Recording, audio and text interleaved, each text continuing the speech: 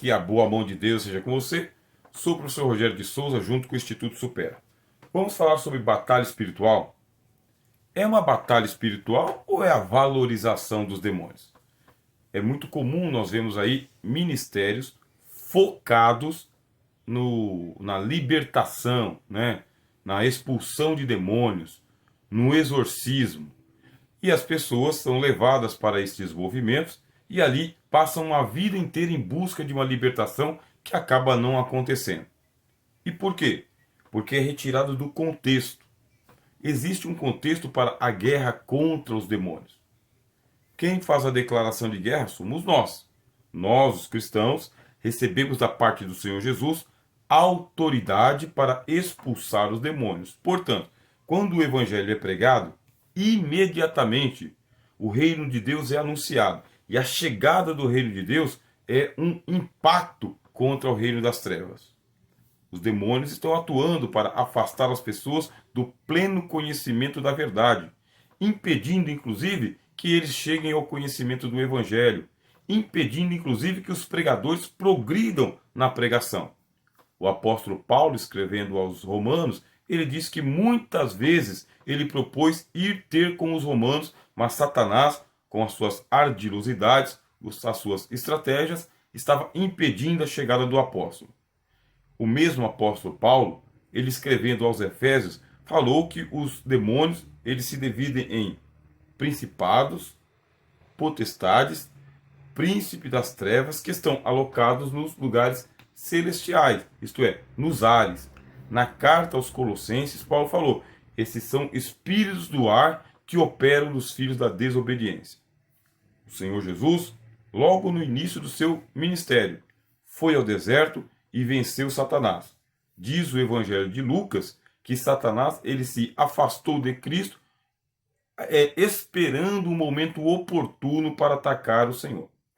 O apóstolo Pedro fala que o diabo, o adversário, anda em derredor, bramando como leão, buscando a quem possa tragar, o qual nós devemos resistir firmes na fé. Quer dizer, existe uma doutrina nas Escrituras que fica claro para nós. Há uma oposição entre Cristo, o diabo, os dois reinos se chocam, se confrontam, mas o vitorioso é o Senhor Jesus pelo seu sangue, pelo Espírito Santo, pela palavra do seu testemunho. Este assunto ele é muito explorado por pessoas que são inaptas para o exercício da libertação, como eles dizem. Cristo fala de expulsar os demônios. Eles falam em amarrar os demônios. Cristo não fez entrevista com os demônios, exceto uma única vez, que foi no caso do Gadareno, e a entrevista não foi com um endemoniado, foi para identificar e deixar claro que os demônios eles atuam em castas. Qual que é o teu nome? Ele perguntou. E o demônio respondeu: o meu nome é Legião, porque somos muitos. Mas o Senhor Jesus não deixou o ensinamento de que nós devemos entrevistar demônios, como acontece na TV. Fica bem cinematográfico e causa muito espanto nos que estão ali. O que já foi desmentido muitas vezes pelos próprios atores. Isto mesmo, muitos desses atores foram contatados, foram encontrados e disseram: pagaram para nós. Não era demônio coisa alguma. Pagaram bastante dinheiro, inclusive. Mas foram desmascarados e os próprios movimentos caíram um pouco em descrédito, em muitos casos. Veja, o charlatanismo dentro do movimento evangélico, ele é lastro também. Não somente dentro do movimento evangélico, mas no próprio mundo religioso. Tem muita gente que se passa por sem ser. Vamos lá. Este assunto ele é por demais enigmático. O diabo aparece nas páginas da Bíblia, no capítulo 3 de Gênesis. E depois ele volta, vez por outra, sob a máscara de algum personagem histórico, até que, por fim, em o Novo Testamento, ele é propriamente chamado de diabo, até a sua derrocada lá no livro do Apocalipse. Os anjos batalham contra os demônios. A igreja batalha contra os demônios. Nós temos a autoridade do nome do Senhor Jesus Cristo. E temos uma doutrina segura, sadia, tranquila na Bíblia, para que a gente possa, quando for para essa guerra, quando for necessário expulsar um demônio, saber como fazer. Cristo tinha os seus apóstolos. Um pai de família trouxe o menino até os discípulos, dizendo para que eles expulsassem o demônio, e não puderam. Quando Cristo desceu do alto do monte da transfiguração, você pode ler lá em Mateus capítulo 17, o pai estava apavorado, porque os discípulos não podiam expulsar o demônio. Cristo expulsou, e os discípulos perguntaram: Senhor, por que nós não podemos expulsar? Jesus deixou claro: por causa da vossa pequena fé. Embora que esta caça de demônios sai somente por oração e jejum. Você vê? Cristo expulsou demônios. A Bíblia diz que na sinagoga eles gritavam e o Senhor Jesus os expulsava. Ele estava alojado na coluna de uma mulher.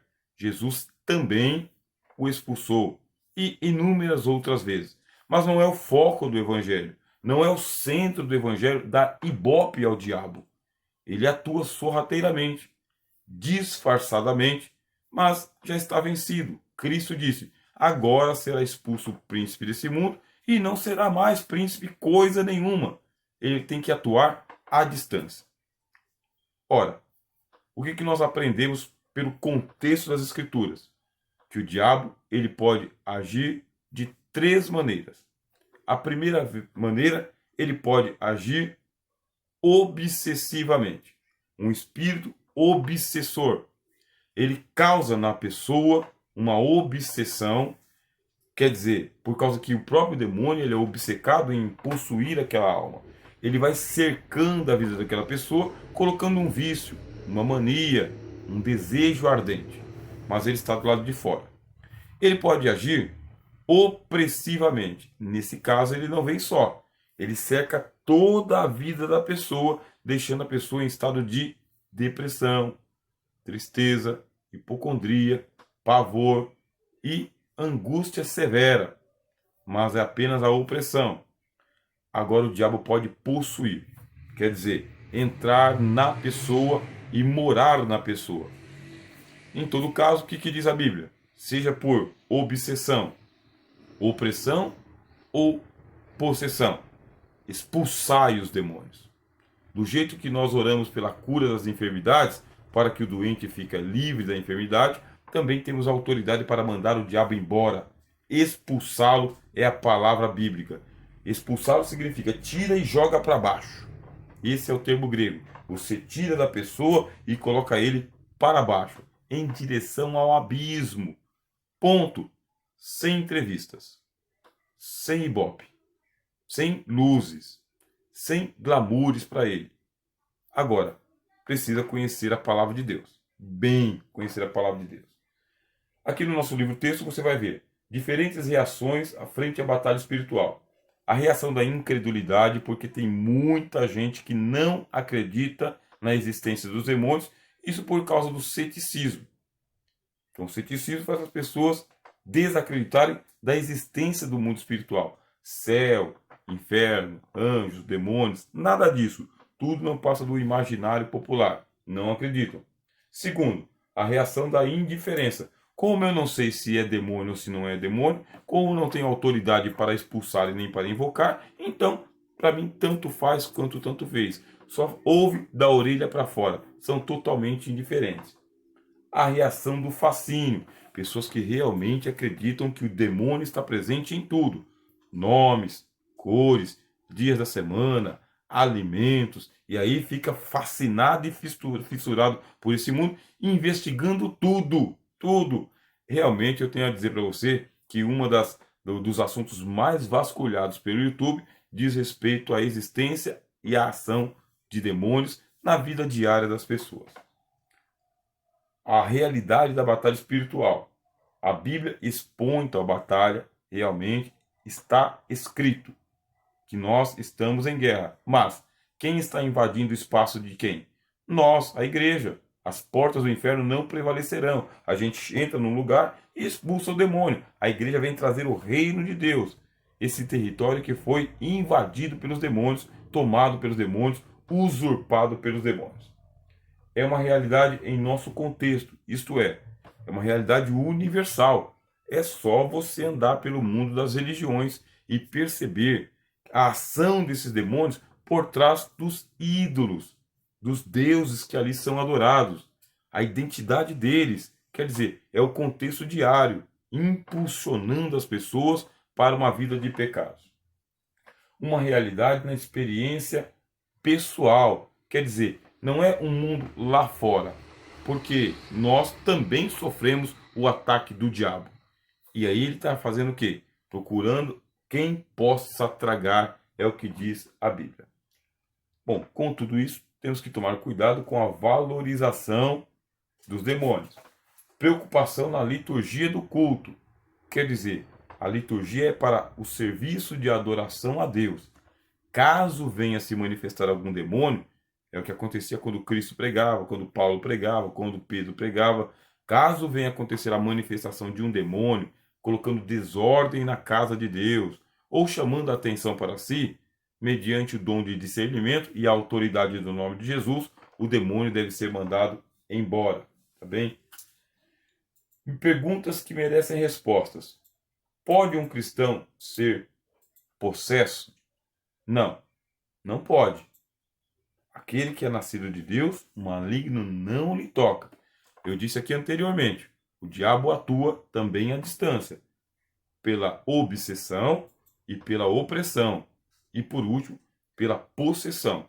Para ele possuir uma vida, morar no corpo de uma pessoa, tomar a consciência de uma pessoa, é uma batalha ou uma guerra muito difícil. Por quê?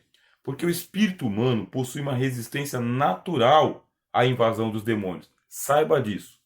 O racional do homem, o intelectual do homem, a capacidade de discernimento, o afastamento dos vícios e dos pecados, isso faz com que bloqueie o acesso dos demônios. Quer dizer que ele vai ter que agir de outra forma, nunca possuindo. Quer dizer, se é difícil para ele entrar até numa pessoa natural, que não nasceu de novo, quanto mais num cristão. Se um cristão cair endemoniado é porque não passou pela experiência do novo nascimento e por isso não recebeu o Espírito Santo.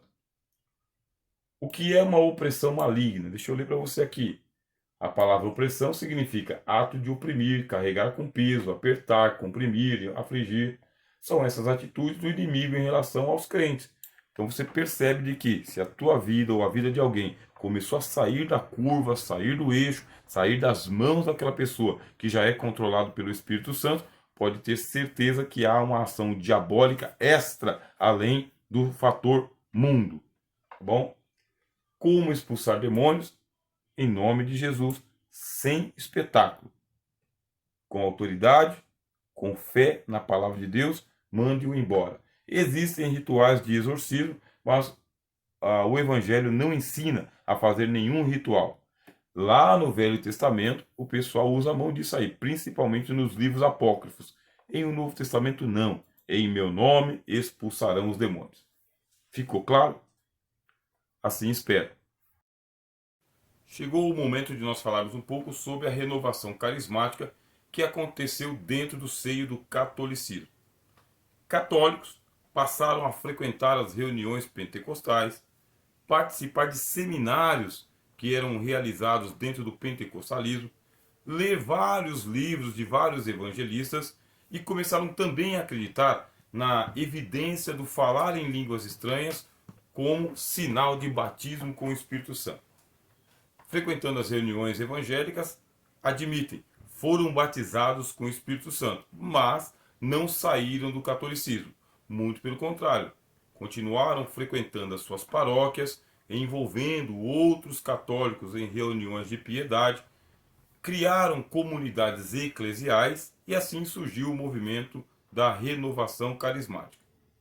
Ortodoxamente, a Igreja Católica rejeitou. Quer dizer, admitir isto é muito difícil. Afinal de contas, o catolicismo ele é multimilenar. Qual que é uma das metodologias de trabalho do catolicismo? Montar ordens eclesiais. Estas ordens podem ser montadas por leigos ou o laicato. Quer dizer, não é necessariamente, não precisa necessariamente que o líder da comunidade eclesial seja um sacerdote ordenado pelo catolicismo. Basta que ele seja um católico, que esteja em comunhão com o Papa de Roma, consequentemente, com os cardeais e com o seu bispo na diocese. Está em comunhão? Está. É um católico? Sim. É leigo? Sim. Pode montar uma comunidade eclesial? Pode também. E quais são as práticas que vão ser admitidas ali? Várias práticas do catolicismo, e a dificuldade vai ser com a ministração dos sacramentos. Por quê? Porque dentro do catolicismo, os sacramentos só podem ser ministrados por um sacerdote ordenado por Roma. Do contrário, não. Mas qualquer leigo da Igreja Católica pode sim montar comunidades eclesiais, que é o caso do movimento da renovação carismática, que agora já tem bem mais respaldo, já tem maior reconhecimento do que lá por volta dos anos 90, quando começou a pegar esse frenesi entre os católicos. Então vamos lá. O que mudou, né, com a renovação carismática? O problema era que o catolicismo ele se mantinha muito afastado dos seus fiéis por manter a missa em latim. Aí aconteceu um concílio chamado Concílio Vaticano II. E a partir do Concílio Vaticano II, a missa poderia começar a ser celebrada não somente em latim, como também na língua pátria, onde estivesse qualquer paróquia aonde os sacerdotes estivessem. Agora observe, com a renovação carismática, eles foram se liberando um pouco mais daquele eclesiocentrismo, daquela rigidez litúrgica, para dar um pouquinho mais de espontaneidade às missas. Inclusive, a liturgia passa a ser celebrada na língua pátria. Segundo, tá bem? Tem aqui alvos da renovação católica carismática. Buscam uma direção interna. Que significa? Eles formalmente eles se mantêm em comunhão com todo o aparato da Igreja Católica. É incontestável. Só que cada católico carismático quer algo mais subjetivo, mais íntimo, mais pessoal. Não basta ir à missa, quer também participar de toda a liturgia. Como você deve saber, o catolicismo ele é sacramentalista. E o sacerdote católico, ele é o único que pode ministrar os sacramentos. E o leigo, somente receber. Com a renovação carismática, é possível que o leigo, além de receber, também tenha muita atividade na igreja. Então, eles buscam uma direção interna, mais subjetiva. Buscam uma direção externa. Quer dizer, eles se expandem para as comunidades. Eles se expandem para os bairros, as vilas, as casas. Eles fazem uma obra de evangelização católica. Portanto, você vai pensar, mas essas são evidências de que são batizados com o Espírito Santo? Como que acontece o batismo com o Espírito Santo lá? Eles participam de reuniões carismáticas, e aí eu digo como testemunha, como alguém que esteve muito mais próximo, tá bem? Existem assim orientações para que eles falem em glossolalia, isto é, línguas estranhas. E testemunho de muitas pessoas que estavam ali, de que elas repetiram as línguas que foram ditas para elas. Você pode falar esta língua aqui, que essa é a língua do Espírito Santo. E aí repetindo, aí acaba se tornando um frenesi. Então, nós podemos dizer que existe sim uma espécie de indução para que eles falem em línguas estranhas. Pode ser atribuído ao Espírito Santo? Neste caso, não. Neste caso, não pode ser atribuído ao Espírito Santo, porque houve uma indução por parte daquele que é o celebrante das coisas que estão acontecendo ali. O ponto positivo é essa subjetividade dentro do catolicismo e também essa proximidade com a chamada obra de evangelização, obras de caridade. Tá bem? Agora, é imperativo você e eu sabermos o seguinte: o culto a Maria permanece, a veneração aos santos permanece, o ritualismo católico permanece. Aí, ponto. Como que pode o Espírito Santo batizar alguém e não deixar bem claro para essa pessoa de que o culto a Maria não é só doulia, veneração, é latria? Inclusive, é importante você saber, existe dentro do catolicismo a mariolatria. Só que isso é oficial. Maria pode ser adorada junto com o Pai, o Filho e o Espírito Santo, de acordo com a Mariologia. Mariologia é a ciência que estuda sobre Maria. Mariolatria é a adoração a Maria. Obviamente que existem aqueles católicos ortodoxos que pertencem aos concílios anteriores que não admitem adoração a Maria, apenas veneração. Mas, na atualidade, Maria, com toda certeza, é a rainha dos céus em muitos segmentos do catolicismo. Bom, vamos falar um pouquinho sobre o Espírito Santo. Como pode? Porque nós temos que julgar. Como pode o Espírito Santo se manifestar no catolicismo da maneira como se manifesta na igreja evangélica e especialmente entre os pentecostais? Batizando os pentecostais, quer dizer, dando a eles sinais de sua presença através de dons, cura, visão, revelação, sem falar as línguas estranhas e as profecias. Como pode o Espírito Santo se manifestar dentro do catolicismo sem causar as mudanças, as modificações, a conversão, que é o sinal da sua presença? Aqui. Ele convence o mundo do pecado. Como que acontece a absolvição dos pecados dentro do catolicismo? O comungante confessa os seus pecados para o padre lhe impõe uma penitência e mediante a penitência ele consegue ali a absolvição dos seus pecados. Conflita bastante, por quê?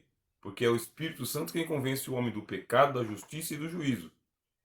Mas na igreja evangélica não tem que confessar também para o pastor? Mas a equivalência é totalmente diametral, quer dizer, são coisas diferentes. O pastor não impõe penitências. Houve a confissão e ele ali coloca a pessoa numa espécie de disciplina, não para que ela alcance o perdão dos pecados, mas para que ela entre em si, e também por causa de uma questão da ordem eclesiástica. Quer dizer, o ministério determina que os membros estejam em plena comunhão com Cristo, com a igreja, com o pastor e obedientes ao ministério. Se cometem algum ato que é passível de disciplina, são disciplinados. Tem um pouco de analogia entre o catolicismo, mas no catolicismo o perdão dos pecados é ministrado mediante uma satisfação, uma penitência que o fiel tem que pagar. Aí onde está o papel do Espírito Santo. Vamos seguir. O Espírito Santo ele glorifica a Jesus e somente a Jesus. Quer dizer, a nenhum de nós o Espírito Santo tributa a honra, a glória, o poder, a majestade e a adoração. A nenhum humano, somente a Jesus. Ele testifica de Jesus somente. Aí vem o conflito, porque dentro do catolicismo você tem os altares com os andores, aonde tem os santos, os padroeiros, as padroeiras, as imagens que são veneradas, até os anjos são venerados também. Quer dizer que existe ali um conflito gigantesco que nós evangélicos já apontamos como sendo idolatria, conforme está escrito na palavra de Deus. Outra coisa, o Espírito Santo ele transforma a igreja. Não dá para continuar sendo um mausoléu de Deus. A vida espiritual da igreja é renovada pela presença do Espírito Santo e a sua ação. Se não tem essa renovação na igreja, consequentemente a gente vê que tem dificuldades em acreditar e aceitar o batismo com o Espírito Santo. Percebeu? Nós não queremos, de maneira nenhuma, podar a ação do Espírito Santo. Dizer, Espírito Santo, o senhor não pode soprar lá no catolicismo. O senhor não pode soprar lá no adventismo. O senhor não pode soprar lá entre as testemunhas de Jeová. Vamos dizer ao Espírito Santo, o senhor não pode soprar lá entre os muçulmanos, entre os judeus e entre os hindus. A gente não pode dizer isso. Onde que ele pode soprar e onde que ele não pode soprar. Mas o que nós podemos dizer são as evidências de que a ação do Espírito Santo direciona para Jesus. Afasta da idolatria. Converte o homem do seu pecado. Lhe dá uma nova maneira de ver e de viver. E se isso não está acontecendo, mesmo que seja uma igreja evangélica, sinal de que a pessoa não foi tocada pelo Espírito Santo ainda. Por isso nós podemos, na nossa ortodoxia, dizer o seguinte: cremos ou não cremos no batismo com o Espírito Santo dentro da movimentação dos carismáticos católicos, tá bem? Deixa eu ver aqui.